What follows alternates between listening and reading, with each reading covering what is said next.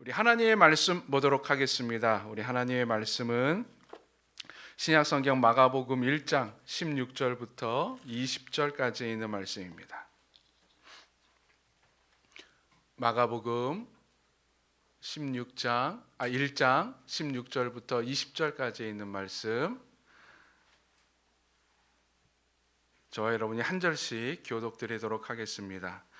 갈릴리 해변으로 지나가시다가 시몬과 그 형제 안드레가 바다에 금을 던지는 것을 보시니 그들은 어부라.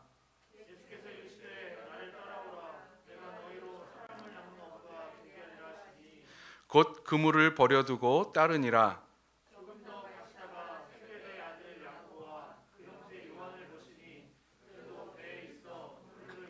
함께 있습니다. 곧 부르시니 그 아버지 세베대를 품꾼들과 함께 배에 버려두고 예수를 따라가니라.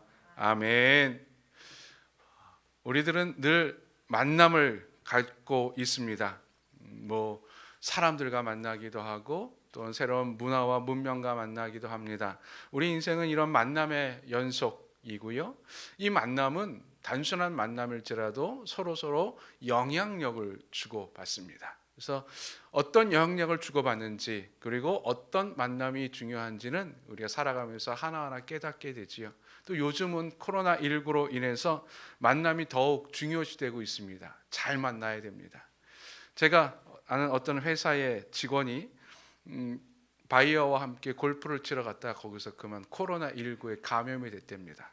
그래서 가족 식구들이 다 걸리고, 이제 이 직원이 이제 몸이 좀 안 좋아서 검사 받고 결과 나오기 전에 이제 집에 있다가 급한 일 때문에 회사에 무엇을 가지러 잠깐 왔대요. 가지러 왔는데 자기도 조심하고 사람이 없는 때를 택해서 회사에 와서 물건을 가지러 가다가 그만 회사에 남아있던 직원들 한 2명 정도를 만났답니다. 그리고 그 다음날 확진 판정을 받았대요. 회사가 뒤집어졌답니다. 방역 당국에서 다 검사하고 다 소독하고 며칠을 그렇게 했대요. 근데 재미있는 사실은 방역 당국에서 와서 이 환자가 화장실을 다녀왔는지를 물어보더래요. 그래서 왜 물어보냐 그러니까 화장실을 다녀왔다 그러면 그 건물, 그 층에 있는 사람들이 다 위험 반경에 놓여 있는 거라고. 다행히 이 직원은 화장실은 쓰지를 않아서 다행히 이제 며칠 동안 방역하고 다 검사하고 이제 사이 잘 끝났는데요.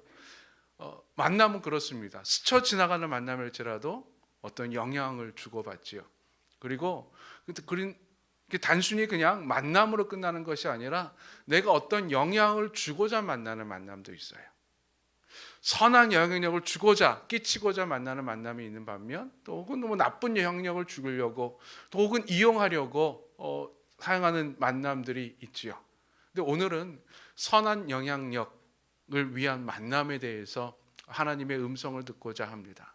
여러분, 좋은 영향력, 선한 영향력, 인생을 바꾼 만남, 그러면 우리가 가장 먼저 떠오르는 분들 중에 미국의 헬렌 켈러와 그의 선생님 앤 설리반 선생님을 이야기할 수 있을 것입니다.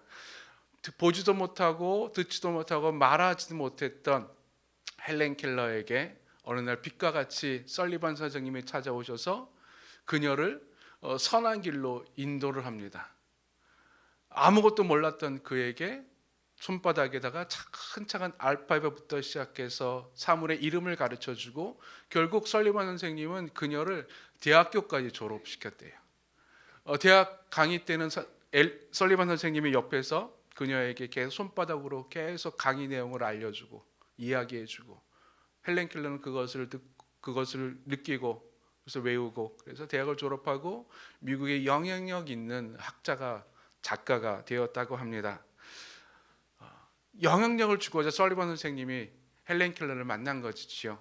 근데 이 설리반 선생님도 또한 중요한 만남이 있었답니다. 그녀를 인생을 바꾼 만남이 있었대요.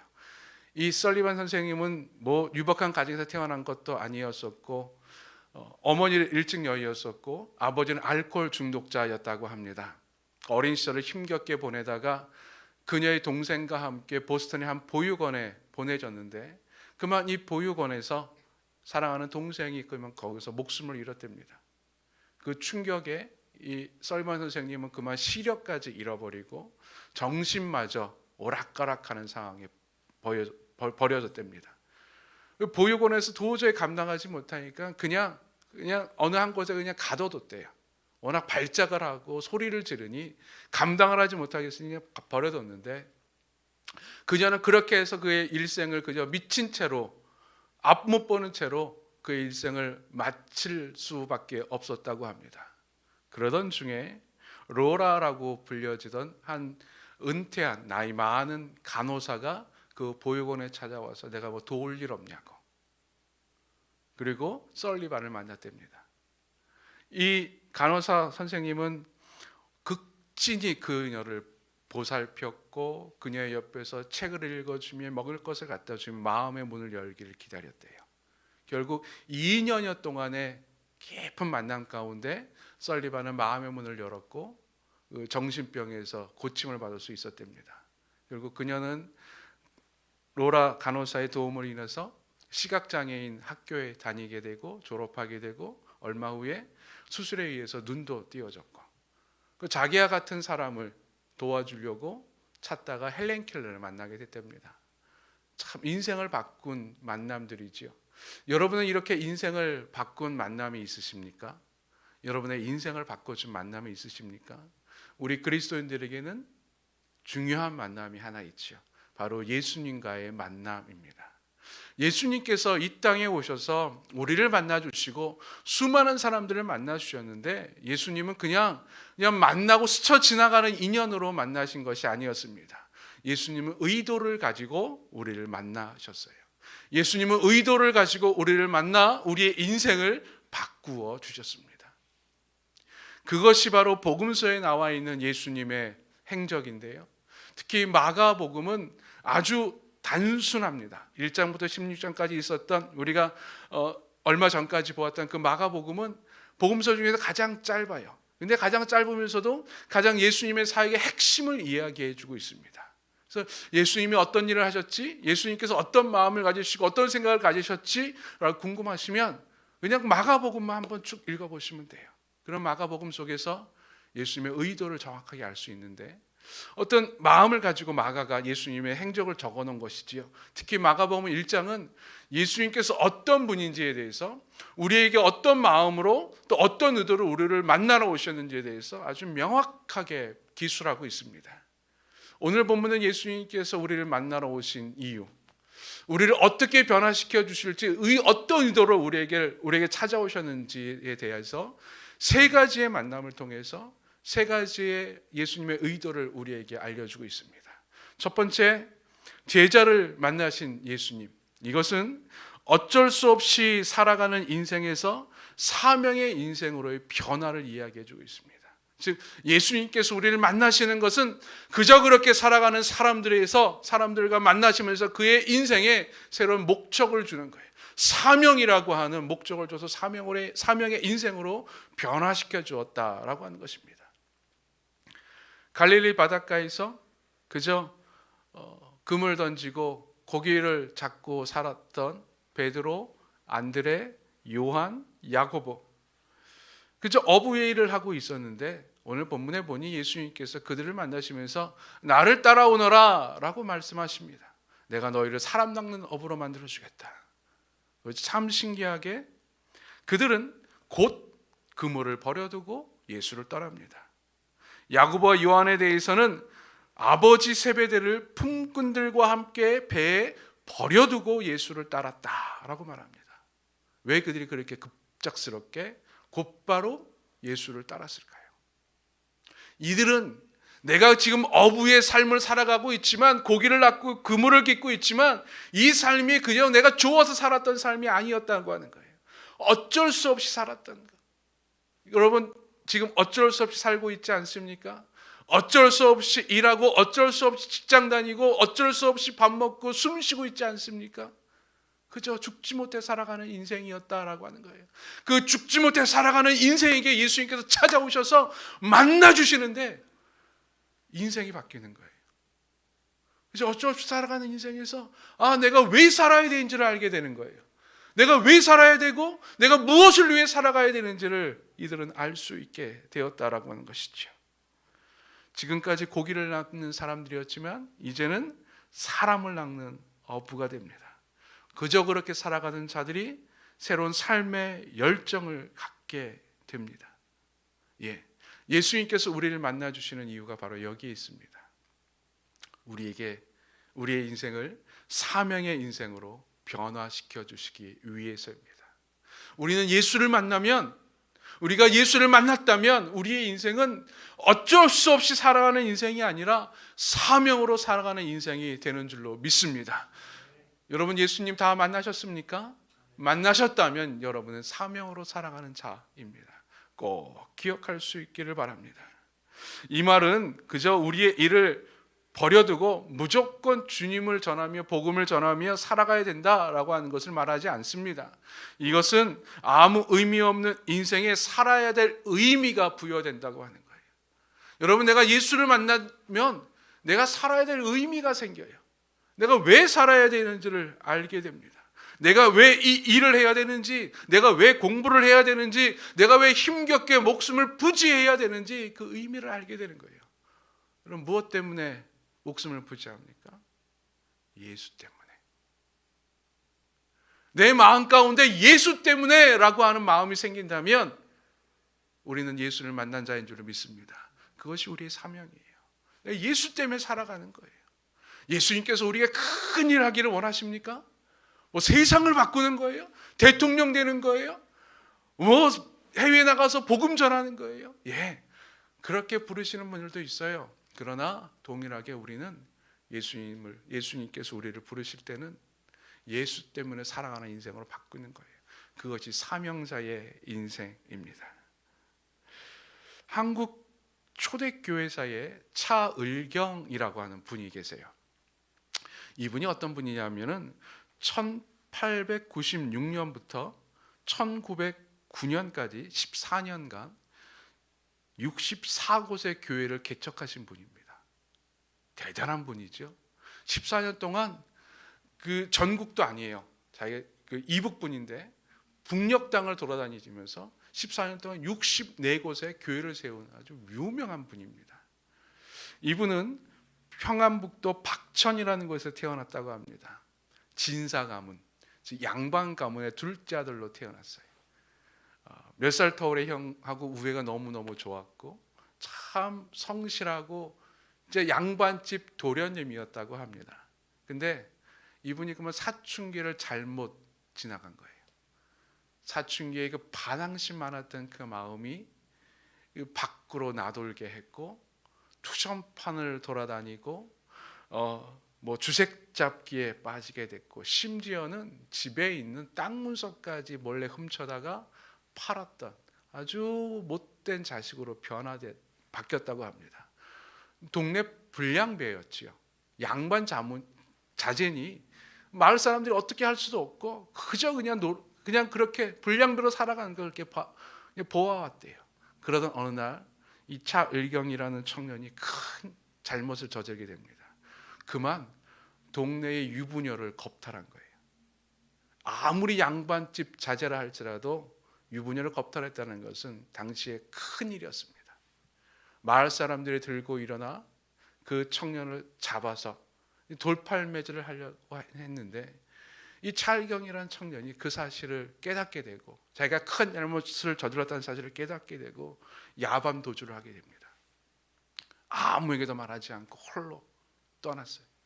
이 동네 사람들의 이목을 피하기 위해서 먼 곳으로 갔는데 몇 년이 지났을까요? 그만 형이 마음에 병에 걸린 거예요.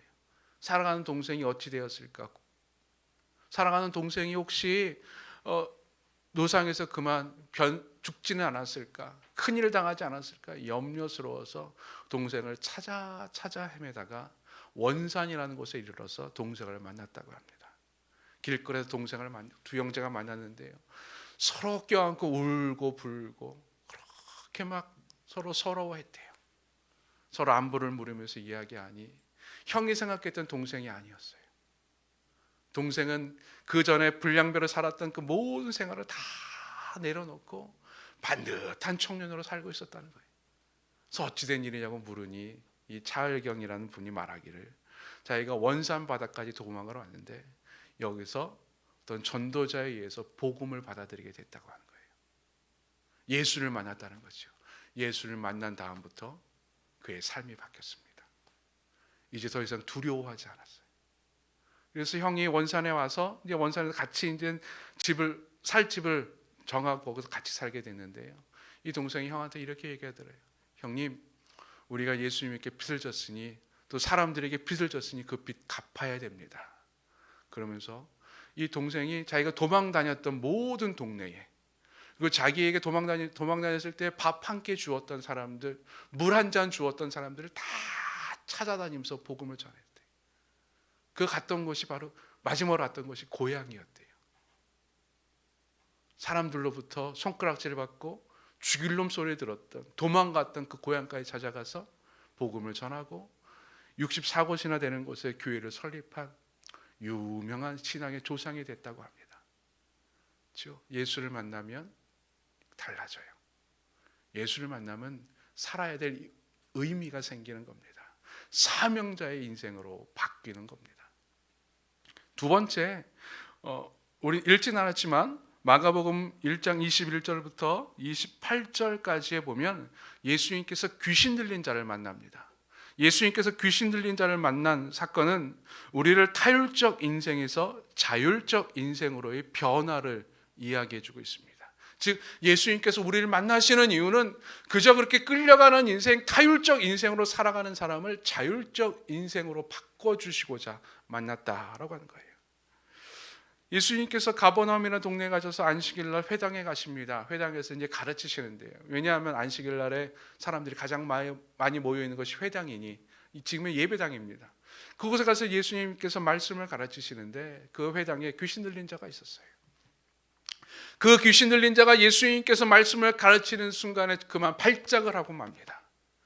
그래서 난리를 쳐요. 나사렛 예수여, 당신이 나와 무슨 상관이 있습니까? 라고 막 난리를 칩니다. 그때 예수님께서 말씀하시지요. 잠잠하고 그 사람에게서 나오라. 잠잠하고 그 사람에게서 나오라.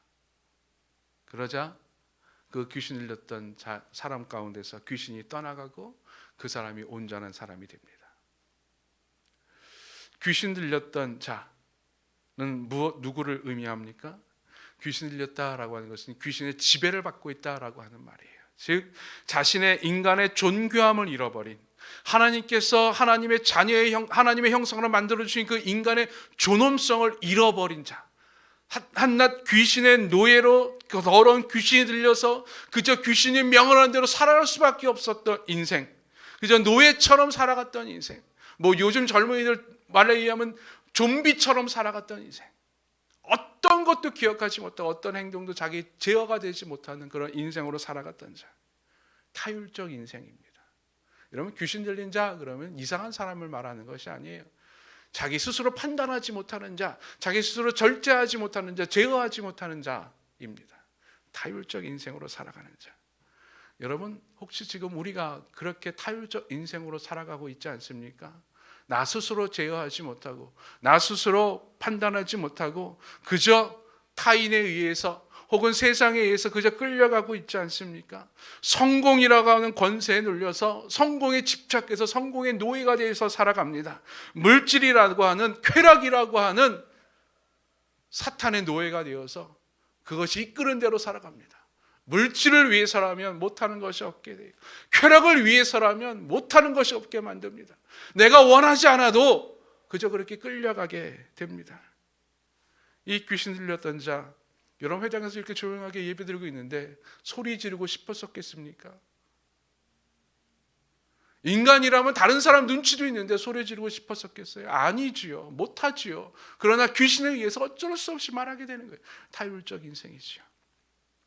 예수님은 그 타율적 인생에게 자유를 허락해 주십니다. 스스로 판단하게 해주세요. 스스로 바뀌게 해주십니다. 더럽고 노예적인 인생이 아니라 하나님의 자녀로서의 존귀한 인생으로 다시 바뀌게 해주시는 거예요. 자율적 인생으로 하나님의 창조한 이 피조 세계에서 하나님의 자녀로 당당하게 살아가게끔 만들어 주십니다. 여러분, 우리가 예수를 만났다면 이제 더 이상 타율적, 노예적 인생이 아닌 줄로 믿습니다. 여러분, 어쩔 수 없었어요? 아니요. 예수님 만난 사람은 그런 말 하지 않아요. 어쩔 수 없지 않습니다. 어쩔 수 없, 그 사람이 끌려서 그랬어요. 그 사람이 하라 그래서 했어요. 세상이 나를 그렇게 만들었어요. 아니요, 예수를 만난 사람은 절대 그러지 않는 줄로 믿습니다. 스스로 판단하게 돼요. 스스로 결정하게 됩니다. 미국의 라스베가스에 코디라고 하는 마약 중독자가 있었다고 합니다. 노숙자 겸 마약 중독자라고 하는데요. 이 사람의 인생이 참 기구해요. 미혼모의 아들로 태어나서 어렵게 자랐는데 이 어머니가 화풀이할 곳이 없어서 어린 이 코디를 어려서부터 학대를 했대요. 육체적, 정신적 학대를 받으면서 이 코디가 12살부터 마약을 하기 시작했다고 합니다. 어린 나이에 마약을 하면서 마약에 찌들고 마약을 위해서 사기 위해서 강도짓도 하고 별별짓을 다 하다가 감옥에 들어가게 됐대요. 그래서 감옥에서 나오게 되고 근데 다시 또 다람 쳇바퀴 돌듯이 다시 또 마약에 빠지고. 근데 여러분, 마약에 빠져서 살다가 자신의 삶이 망가지는 걸 아니 누가 계속 마약하고 싶었겠습니까? 끊어야지. 이 코디라고 하는 노숙자에게도 두 번의 기회가 있었대요. 한 번은 이제 일 때문에 교도소에 갔다가 한 1년 정도 살다가 나왔는데 좋은 사람 만나갖고 이제 간호사 훈련을 받고 간호사가 됐대요. 그 병원에서도 이 코디의 다른 이력도 보지 않고 그저 간호사 자격증만 보고 간호사로 취업시켜줬대요. 열심히 살았답니다. 마약하고 이제 마약을 끊으려고 애쓰고. 근데 어느 순간 보니 자신의 팔에 주사기에 꽂혀 있더래요. 다시 또 타락의 길로 빠져든 거예요. 두 번째도 마찬가지였습니다. 이제 다시 또 감옥에 가서 감옥 생활을 했다가 다시 이제 나왔는데 운 좋게 어떤 할머니의 이제 집에서 기숙하는 할머니 집 함께 거하면서 할머니 돌보는 그런 간호사가 됐대요. 요양원 비슷한 사람이었나 봐요. 할머니가 그에게 사랑을 베풀어 줬고 어머니의 사랑을 몰랐던 그도 할머니를 통해서 어머니의 사랑을 알게 되고 너무너무나 좋았대요. 그때도 마약을 이제 끊으려고 몇 개월을 그렇게 살다가 이 할머니가 점점 나이가 들면서 몸이 쇠약해지고 이제 죽음에 가까워지는 것을 본 거예요. 마음이 아팠던 거예요. 마음이 아프고 슬퍼지다 보니 어느 날 보니 다시 또 자기가 마약을 하고 있더라는 겁니다. 그래서 아예 포기를 했대요. 나는 절대 마약을 끊지 못하는구나. 그래서 굴러가다가 라스베가스에 이르러서 거기서 노숙자로 살아가는데 노숙자 중에서도 상노숙자였대요. 그러니까 다른 노숙자가 쳐다보지도 않는 그렇게 망가진 몸을 가지고 살아가고 있다가 하도 배가 고파서 교회에서 무상급식을 준다니 그래서 교회를 갔대요. 교회를 갔는데 그 교회가 참 좋은 교회였나 봐요. 교회에서 먼저 샤워도 시켜주고 또 옷도 헌옷이지만 옷도 새 옷도 주고 음식도 주고 이 코디라는 노숙자가 그래서 이제 샤워하고 이제 이렇게 준비를 하고 대기표를 받고 서 있는데 그 자원봉사자 중에 한 분이 이렇게 반갑게 인사를 하더래요. 반갑습니다 그러면서 코디를 보더니면 반갑다 그러면서 혹시 제가 당신 한번 안아봐도 돼요? 라고 묻더래요. 깜짝 놀랐대요. 자기 워낙 더러워서 다른 노숙자도 쳐다보지도 않는데 이 멀쩡하게 생긴 사람이 자기를 안아준다니 하도 신기해갖고 가만히 있었대요. 그러니까 이 자원봉사자가 와서 꽉 안아주더래요.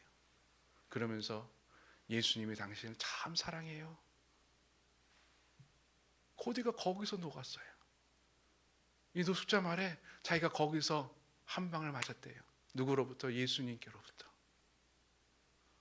그리고 그는 씻고 밥 먹고 그 자원봉사자가 이끄는 대로 성경 공부 그룹에 들어가서 성경 공부를 시작했답니다. 그래서 이제 더 이상은 이제 마약하지 않으리라 결단을 했대요. 그래도 잘 곳이 없으니 다시 노숙하러 다시 왔대요. 노숙자 있는 곳으로 와서 다시 또 노숙하는데 참 신기하게 그분 말에 의하면 그전에는 마약하는 사람들은요, 노숙자들은 이게 마약이 귀한 거니까 다른 사람 주지 않는데요. 근데 그날따라 마약을 하고 있던 노숙자들이 자기에게 와서 하나씩 주더래요. 한번 하라고. 아, 이거 너무 좋다고. 새로운 신상이라고 막 하더래. 여러분, 얼마나 유혹이 됐을까요? 근데 코디는 예수를 만났잖아요. 충격받을 만큼 만났잖아요. 그걸 다 거절했대요. 거절하고 다시 아침에 일어나 교회 가서 성경 공부하고 그의 삶이 조금씩 변화돼서 결국 이 노숙자는 노숙자를 전도하는 목사가 되었다고 합니다. 여러분, 예수를 만나게 되면 예수님은 우리를 더 이상 타율적 인생으로 내버려 두지 아니하세요. 자율적 인생으로 우리의 인생을 변화시켜 줄 줄로 믿습니다. 여러분, 흔들리지 마십시오. 세 번째, 29절부터 31절에 보면은 예수님께서 시몬의 장모, 즉 베드로의 장모를 고치신 사건이 나옵니다. 이 사건은 부족한 인생에서 온전한 인생으로의 변화를 의미합니다. 시몬의 장모 열병으로 누워 있었어요. 손님들이 베드로의 집으로 우르르 왔지만, 시몬의 집으로 우르르 왔지만, 시몬의 장모는 집 안주인으로서 그 손님들을 맞이하고 손님들에게 좋은 음식을 베풀어주고 식사를 제공해야 됨에도 불구하고 그런 삶을 살지를 못했어요. 열병에 걸려서 누워 있었던 거죠. 부족한 인생이었죠. 사회 한 구성으로서 온전히 살지 못하고 자신의 역할을 하지 못했던 상태에 그저 놓여 있게 되었었습니다. 그때 예수님께서 그녀를 만져주십니다. 31절에 보면은 이렇게 표현하고 있습니다. 나아가사 그 손을 잡아 일으키시니 열병이 떠나고 여자가 그들에게 수종드니라. 아멘. 우리가 예수를 만날 때 이런 일이 일어나게 될 줄로 믿습니다. 우리를 온전하게 하지 못했던 열병이 떠나가고 우리의 삶의 자리에 온전히 살아가게 해주는 거예요. 그 여인이 온전히 수종들어야 될 그 자리에 그 여인이 서 있었던 것처럼 우리의 인생도 그렇게 될 줄로 믿습니다. 여러분, 예수를 만났습니까? 예수를 만나면 여러분 더 이상 부족한 자들이 아니에요. 다른 사람들에 비교해서 부족합니까? 아무도 나를 인정해 주지 않습니까? 나는 아무 쓸모 없다고 생각되어지십니까? 아니요. 예수님께서 나를 만져주시고 내 손을 잡아주시는 그 순간 나는 온전한 인생으로 바뀐 줄로 믿습니다. 부족한 것이 없어요. 왜요? 예수의 능력이 나와 함께하기 때문에. 연약하지 않아요. 왜요? 예수의 손이 나를 붙잡아 주기 때문에. 그래서 일어날 수 있었던 것입니다. 여러분, 예수님께서 우리를 만나주시는 그 기억하십시오. 예수님이 그냥 우리를 만나주려고 이 땅에 오신 것이 아니에요. 예수님께서는 그냥 좋아라는 말만 하기 위해서 우리를 만나러 이 땅에 오신 것이 아니에요. 예수님께서 이 땅에 오신 이유는 우리를 그저 아무 쓸모없는 인생에서 사명자의 인생으로 바꿔주기 위해서 오셨어요. 우리를 예수님께서 타율적 인생에서 자율적 인생으로 바꿔주기 위해서 이 땅에 오셨어요. 예수님께서 우리를 부족한 인생에서 온전한 인생으로 바꿔주기 위해서 이 땅에 오셨습니다. 우린 이미 예수를 만난 자인 줄로 믿습니다. 우린 이미 온전한 인생으로 살아가고 있어요. 우리는 자율적 인생으로 살아가고 있어요. 우리는 사명자의 인생으로 지금 살아가고 있습니다. 그 예수님과의 만남을 가지고 예수님께서 우리를 변화시켜 주신 그 인생으로 하루하루 순간순간 살아가는 여러분 되기를 주의 이름으로 간절히 축원드립니다. 우리 시간에 함께 찬양하며 나아갑니다. 내가 주인 삼은 모든 것 내려놓고 내 주 대신 주 앞에 나가 내가 사랑했던 모든 것 내려놓고 주님만 사랑해. 예수님을 만나기 전에 내가 주인 삼았던 모든 것, 이제 예수님을 만나고 난 다음에는 아무 쓸모없는 것인 줄로 알게 됩니다. 깨닫게 됩니다. 이해하게 됩니다. 그동안 나를 지배했던 것, 내가 추구했었던 것, 나를 힘들게 했었던 것, 주님 앞에 아무것도 아니구나. 그저 그 주님의 사랑 가운데 들어가 내 인생이 바뀝니다. 그저 그 주님의 사랑 가운데 들어가 내 인생이 주님께서 기뻐하시고 사랑하시고 좋아하시는 인생으로 바뀌게 되는 것입니다. 이 시간에 그 주님의 그 사랑 가운데 내가 온전히 들어가 그 주님과의 만남을 통해서 내 삶이 변화됨을 깨닫게 하여 주시옵소서. 내 삶에 온전한 주님의 사랑이 넘쳐나게 하여 주시옵소서. 그런 마음으로 우리 함께 찬양하며 나아갑니다.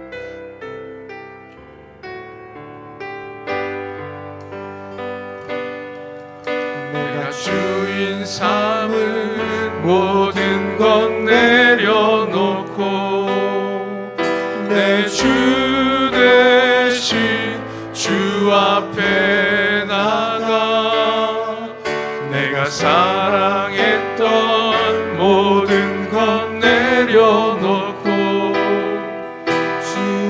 주님만 사랑해. 내가 주인 삼은 모든 것 내려놓고 내 주 대신 주 앞에 나가 내가 사랑했던 모든 것 내려놓고 주님만 사랑해. 주 사랑 거친 풍랑에도 깊은 바다처럼 나를 잠잠케 해. 주 사랑 내 영혼의 반석 그 사랑 위에서 주 사랑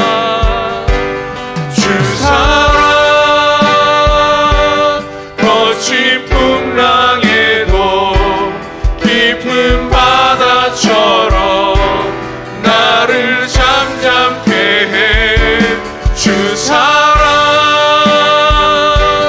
내 영혼의 반석 그 사랑 위에서 주 사랑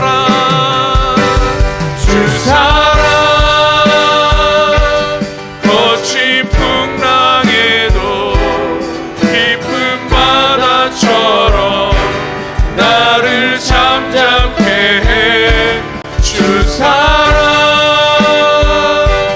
내 영혼의 반석 그 사랑 위에 서리. 여러분 혹시 지금 내 삶이 하루하루 아무 의미 없이 죽지 못해 살아가고 있지 않습니까? 내 뜻대로 내가 원하는 대로 내 의지대로 살아가는 것이 아니라 그저 세상이 이끄는 대로 세상이 원하는 대로 끌려가고 있지 않습니까?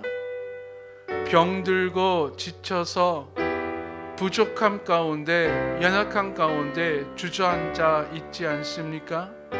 그런 나에게 예수님께서 찾아오셨습니다. 사랑으로 찾아오셔서 나를 사명자의 인생으로 바꾸어 주셨습니다. 나를 온전한 인생으로 바꾸어 주셨습니다. 나를 자율적 인생으로 바꾸어 주셨습니다. 이제 그러한 인생으로 살아가게 하여 주시옵소서. 세상에 지지 않고 세상에 끌려다니지 아니하고 오직 예수님께서 살아갈 이유를 주신 그 이유 따라 살아가게 하여 주시옵소서. 온전하게 살아가게 하여 주시옵소서. 주의 능력으로 주의 사랑으로 살아가게 하여 주시옵소서. 우리 함께 기도하며 나아갑니다. 주 사랑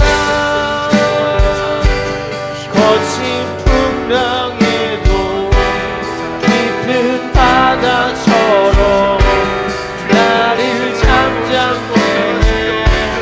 주 사랑 내 영혼의 반석 그 사랑 위에 서리.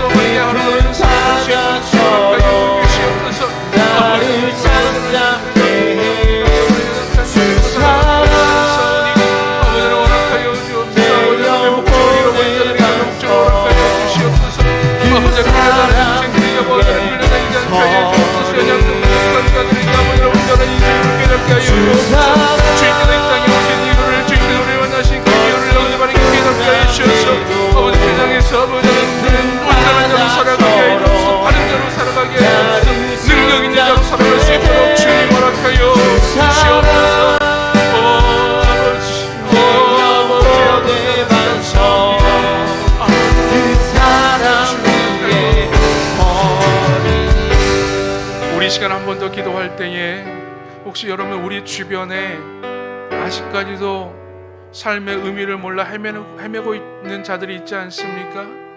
아직까지도 다른 것에 이끌려서 그저 끌려다니는 인생이 있지 않습니까? 부족한 가운데 주저앉아 있는 인생이 있지 않습니까? 이 시간 그들을 위해서 함께 중보하기를 원합니다. 하나님, 그들 하나님을 알 수 있게 하여 주시고 예수님 만나게 하여 주시옵소서. 그래서 삶의 의미를 다시 한번 확인하게 하여 주시고 끌려다니는 인생이 아니라 자율적인 인생이 되게 하여 주시고 온전한 인생임을 깨닫게 하여 주시옵소서. 우리 이 시간에 하나님께서 기억나게 하시고 생각나게 하시는 그 영혼을 위해서 우리 함께 중보하며 나아갑니다. 아버지 하나님,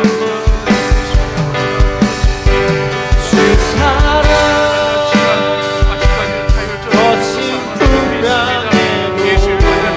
깊은 바다처럼 나를 잠잠케 해. 주 사랑 내 영혼의 반석, 그 사랑 위에 서리니 내가 주님 삼은 모든 것 내려놓고 내 주 대신 주 앞에 나가 내가 사랑했던 모든 것 내려놓고 주님만 사랑해. 주 사랑 거친 풍랑에도 깊은 바다처럼 나를 잠잠케 해. 주 사랑 내 영혼의 반석, 그 사랑 위에 서리. 오 주님, 예수님께서 이미 우리를 만나 주셨사오니 우리 더 이상 죽지 못해 사는 인생이 되지 않게 하여 주옵소서. 예수 때문에 살아가는 사명자의 인생이 되게 하여 주시옵소서. 하나님, 더 이상 끌려가는 인생으로 살지 않게 하여 주옵소서. 세상의 가치에 세상이 이끄는 대로 살아가는 자가 아니라 스스로 판단하고 스스로 생각하고 스스로 결정하는 하나님의 존귀한 자녀로 살아가게 하여 주시옵소서. 하나님, 아직도 부족함 가운데 연약함 가운데 몸부림치는 인생이 아닌 줄로 압니다. 이미 예수님께서 나를 만져주셨사오니 예수님의 손이 지금 나를 붙잡고 있사오니 예수로 말미암아 나는 온전한 인생으로 변화된 줄로 믿습니다. 그 온전한 인생으로 살아가게 하여 주시옵소서. 예수님의 이름으로 기도드리옵나이다. 아멘. 끝까지 복음이 전해질 때까지 증인된 삶을 결코 쉬지 않으리. 땅 끝까지 복음이 전해질 때까지